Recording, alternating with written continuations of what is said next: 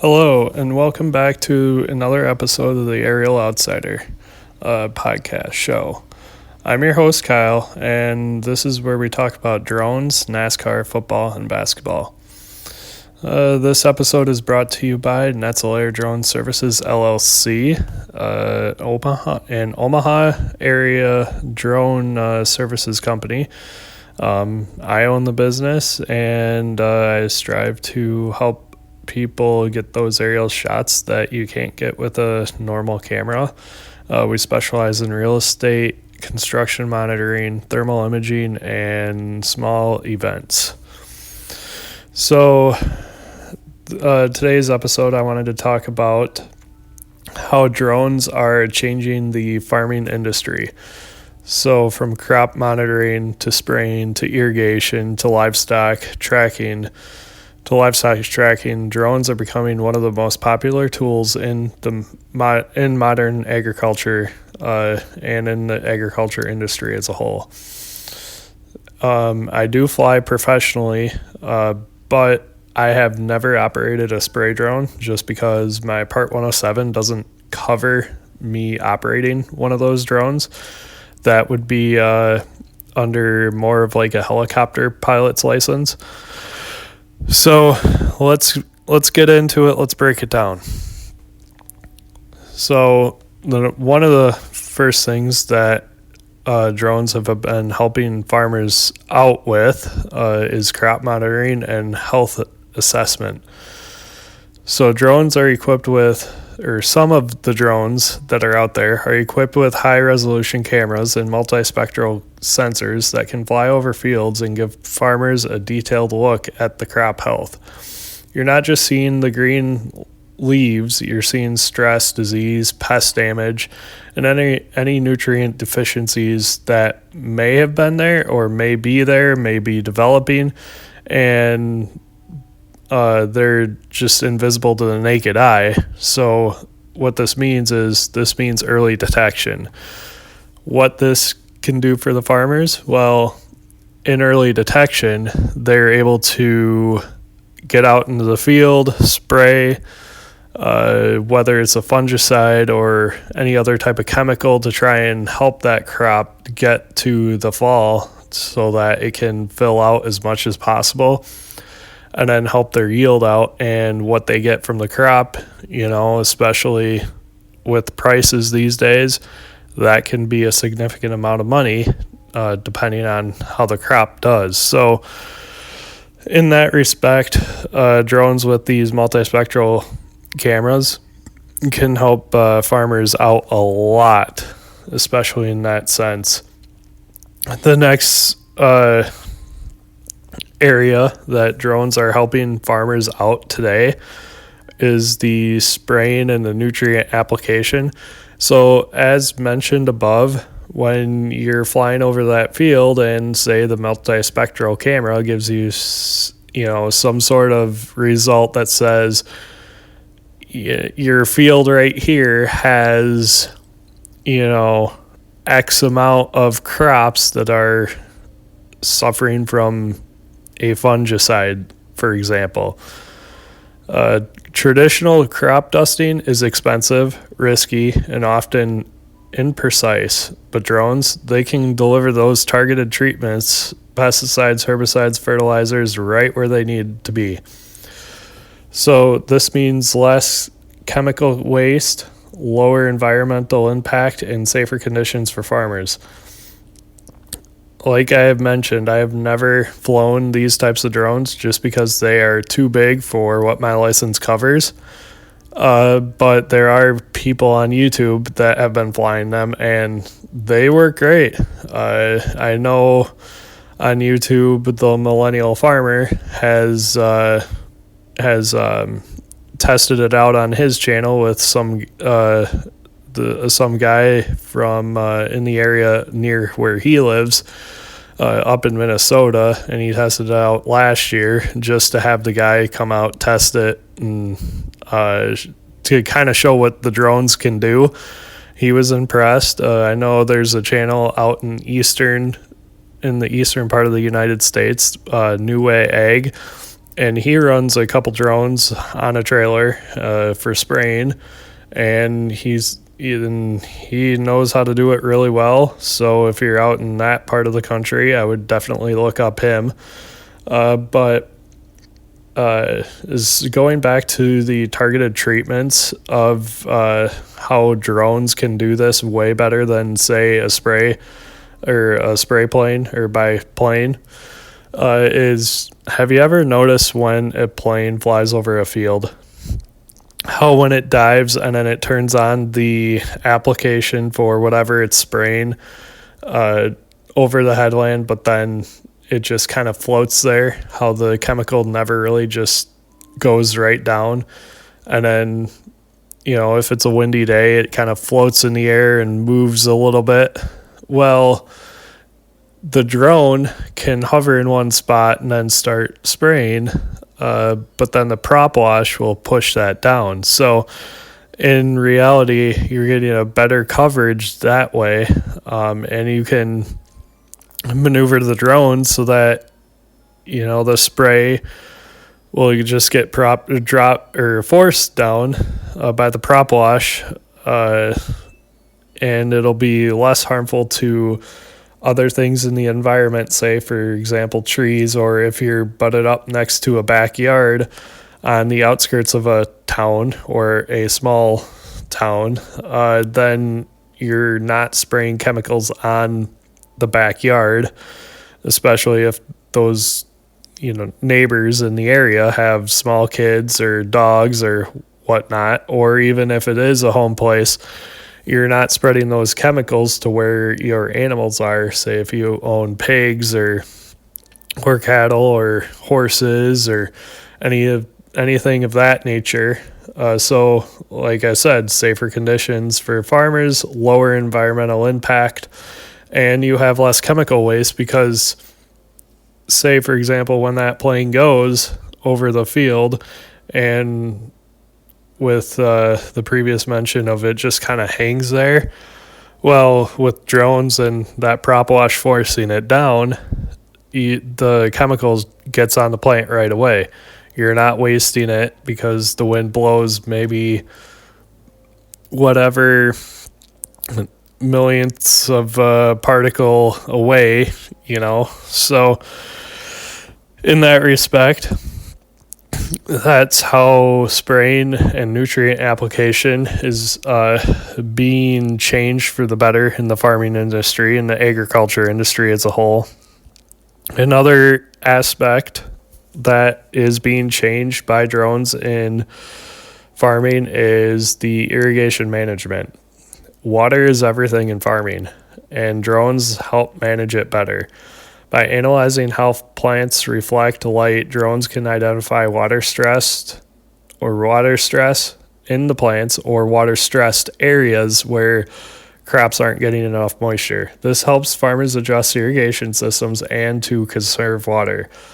Drone data can also be used to design more efficient irrigation layouts, ensuring even distribution and reducing runoff. In a world where water is becoming more precious, this kind of insight is invaluable, which is true, because in reality, water is everything. I know here in Nebraska, we have a lot of irrigation systems out and about, especially up in the sandhills where the soil is sandy. Not so much over in Iowa, but a little bit more here in Nebraska and a little bit out west. Yes, water management is crucial, especially if you're trying to put multiple crops on one field, or if you just want to have one field full of one crop, which, is really good for you. Well, you're going to need that irrigation system to be as efficient as possible, so that the plants can grow efficiently and produce best yield in the fall. One of the things that I remember from my thermal class is that you may not be able to see a leak out of an irrigation system right away. So the cool thing about thermal imaging in this section is that You can use the thermal camera to spot wet spots or dry spots in the soil and potentially catch leaks in the system as well. Obviously water takes a long time to cool down and a long time to heat up. So during the day or late afternoon, the drier soil will actually be hotter. So there is a potential where you could see the line of hot soil, dry soil versus wet soil and cooler soil. And then if there is a leak, you could look for a line or anything like that that may determine, okay, there might be a leak here. So let's go investigate it. Let's fix whatever leak that may be there and get the irrigation system to back to full working power. Another section that drones are helping farmers is livestock and infrastructure and even seed sowing. Herd management is key if you're a cattle farmer, especially out in the pasture. I know out in New Zealand, drones are helping herd cattle or even sheep as well. The drones are now able to have a microphone on top of them, and then the farmer can record a dog barking, and the microphone is loud enough to chase behind the sheep and cattle and be able to herd the cattle with the drone. Just think about that. You don't have to train another dog. You can just take a drone and record the barking onto the drone so that the cattle is herded, especially if you're changing pastures so that you can better manage the pasture land that you own, because that is also another key for cattle farmers and even sheep farmers down over there in New Zealand. I'm sure over in Europe there are different types of farming with herds that farmers do, and then also in Africa as well. Thank you so much for you guys listening over there. Seed sowing. I know the spray drones that I mentioned above and earlier in the episode, those drones, those are kind of multi-purpose drones. You can interchange tanks so that from a liquid tank to a seed tank, and then you can go from chemical spraying to spreading grass seed or a cover crop, especially if you don't want soil erosion, which is another huge thing, especially if you live on a hill or you have a hill on your land. You need to be able to conserve that soil so it doesn't erode away when it rains really hard, especially if you have a good type of crop that works for your financial situation. That would be a big thing. And then also infrastructure inspection. So not just in construction that drones are good for this, but also just for general farm maintenance. Think about those silos and grain legs that some farmers are able to have. Those are huge investments on the farmer's behalf, especially if you're farming corn and soybeans out in Iowa, here in Nebraska.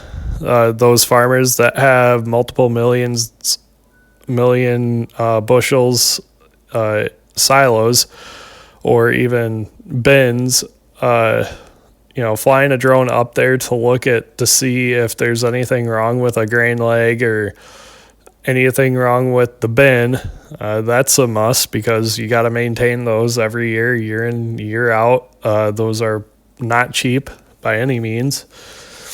So using a drone to just fly up there, because let's face it, if you're unloading trucks and it's harvest season, you have no time to go up there. Well, now you have the time, because drones make it easier. They can fly up in the air a lot quicker than you can run around the bin up the stairs to see what's going on. So that's another way in the infrastructure inspection area that drones are immensely helping farmers save time and to be able to help them further their farming operation. And so with these data-driven decisions, sustainability is achievable. Drones give farmers real-time insights, high-res images, thermal scans, multispectral maps. This helps them make informed decisions about everything from pest control to planting schedules, and the impact, it's huge. It lowers the cost through optimization of the resources that are out there, especially if you have early detection of like any fungicides or diseases in the crops. You can catch it, you can knock it out early, and with that benefit, you get higher yields, which generally means more money for farmers during harvest season. And you have better sustainability, especially if you're spraying with a drone. You can better determine the point of where the drone sprays and stop spraying to help the crops. You have better environmental management, which goes along right with the sustainability. And so in turn, you'll obviously get better and higher yields in the fall. So this isn't just tech for tech's sake. It's all about helping farmers do more with less and protecting the land for future generations, which is really true.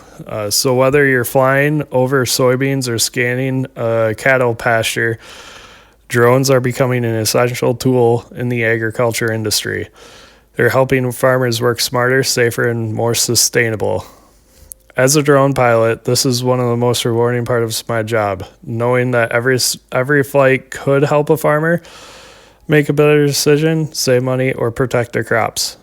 I'm not in the farming industry quite yet, but like I said, I would have to go get a better license, but after having the Part 107 over the course of 3 years now, I understand that, the more flights those pilots do, they're helping farmers save money, make better decisions and protect their crops. And I know the industry is going to explode here as more farmers look for newer and better ways to protect their crops. So with that being said, thank you for at least tuning in and hearing about the technology out there and how drones are helping farmers protect their crops, get better yields, and how this tech is really going to help the agriculture industry. I'll post a link to this episode on the Facebook page. Aerial Outsider Podcast is the Facebook page. Go like it and follow it. And then I'll also put a link out there on Facebook, Instagram, in the story too for people to tune in. But thank you again so much for listening, and I'll catch you in the next episode.